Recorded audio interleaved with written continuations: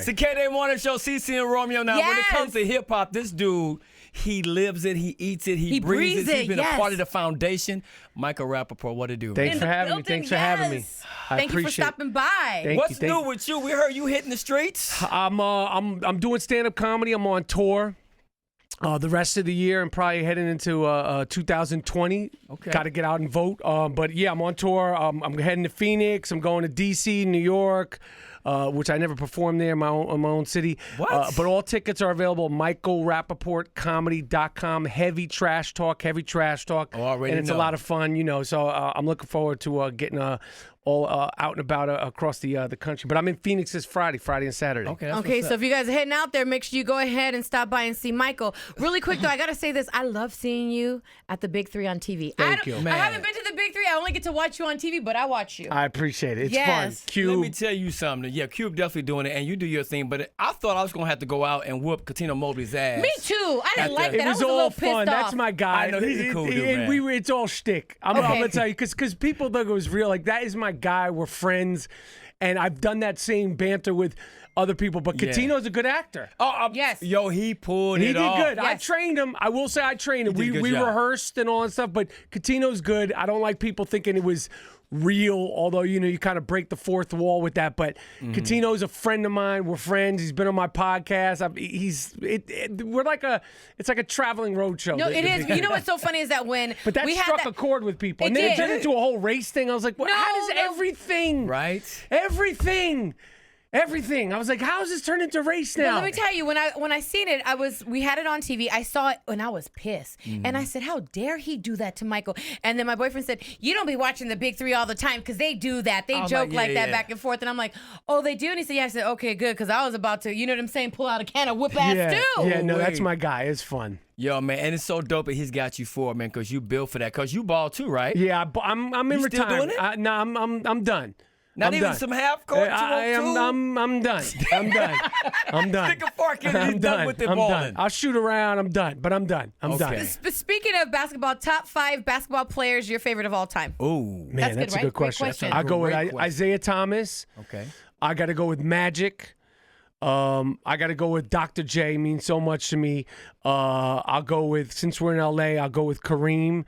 And then my power forward will be my New York Knicks, Charles Oakley. Okay. Where's LeBron? Where's Kobe? He's too busy. Taco Tuesday. Oh my God! Man. Now he wants to trademark it. What the hell? He ain't trademarking that. How you gonna trademark something you didn't even make up? Thank you. That's what I said. I felt He ain't a certain type of way. trademarking Taco Tuesdays, man. He makes it easy to hate on him with that. Isn't it though? He just sets himself up. He just sets himself up for it, man. Look, we got your top Taco 5. Tuesday. You bugging. You ain't no Taco Tuesday. Crazy. I was saying players. Taco Tuesdays in the 80s when I wasn't even eating proper tacos. We were eating like chopped meat with some hot sauce, onions, and we didn't have a taco show. We were using white bread. Me and my brother said Taco Tuesday. What are you talking about, Taco Tuesdays? Yeah, exactly. Take it back to the white bread. We had the white, because you didn't have the taco bread. shells at the store like now.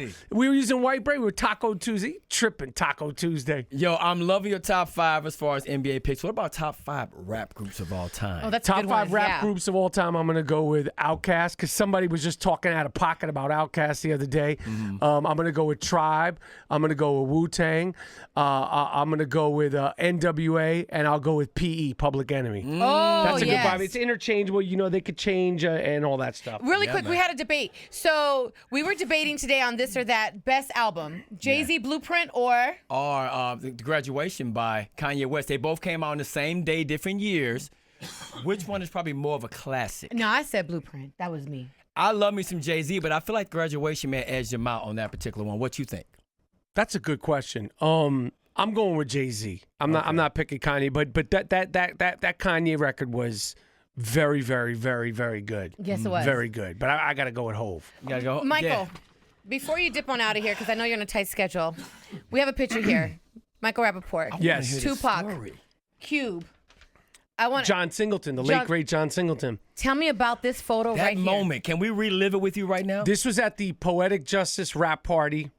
John and Tupac had just finished that movie. There was a lot of excitement on. I had a next to nothing part in there. Cube obviously was there because he was friends with John.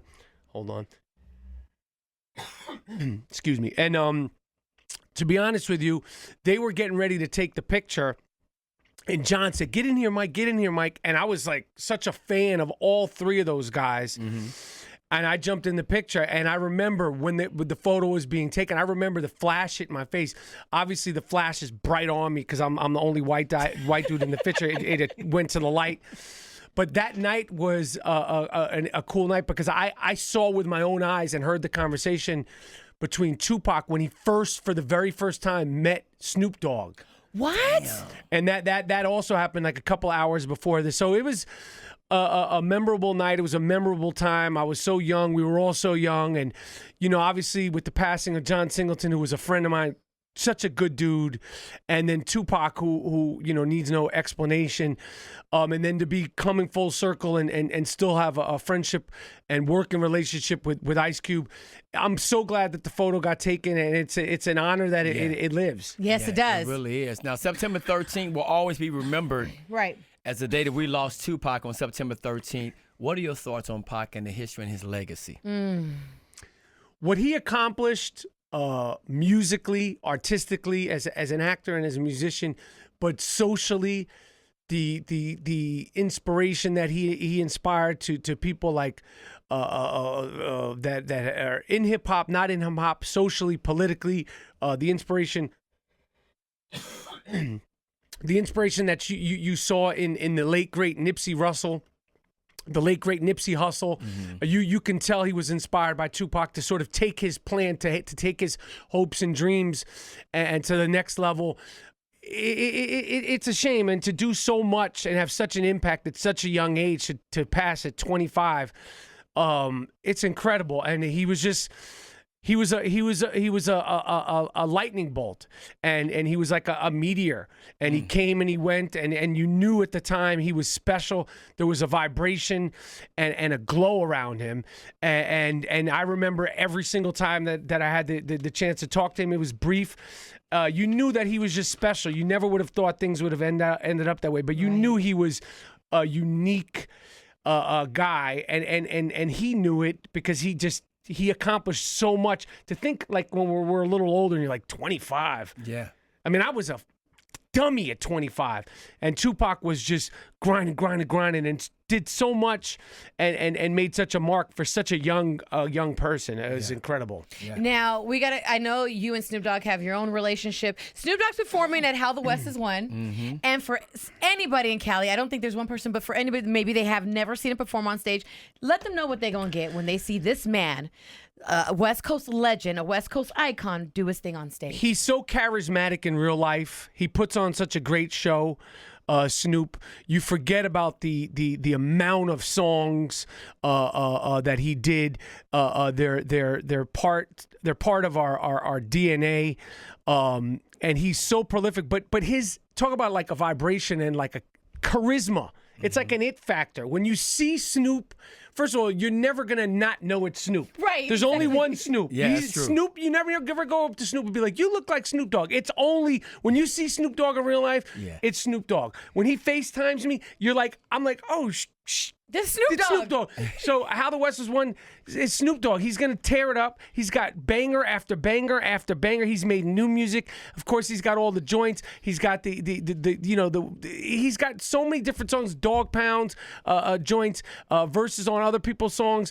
Pharrell, Beautiful. Like he puts on a fantastic show. I've seen him perform numerous times, and anyone that sees him, you never forget it. But his presence on stage and how he really sort of, it's not contrived. Like he dances. It's never the same show when you watch a Snoop Dogg show because he's very in the moment. I feel like it's how he's feeling at that moment. Yeah. Yep, and then you're just going to receive it. And it's always positive.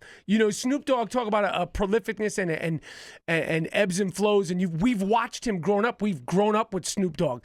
And where he is now, it's like there's a light to Snoop Dogg. Absolutely. We know about the death row stuff and the murder was the case stuff when he was younger and he got caught up in some things, but like he's come on the other side of it. And as a fan and someone who I'd consider a friend, to see him as this, he just represents positivity now. Yes, he does. So it's going to be a dope show. Oh, I love it. I love it. Michael Rapaport in the building. Man, we appreciate you hanging out with us. You're going to be hitting the road soon. And when's that show coming to L.A.? Hey, I'm in L.A. all the time. Yeah. You can follow me, all my tickets, all the information, michaelrapaportcomedy.com. And you know I always talk a lot of crap on there. I always do some hip-hop stuff, so come see me. There we go. Man.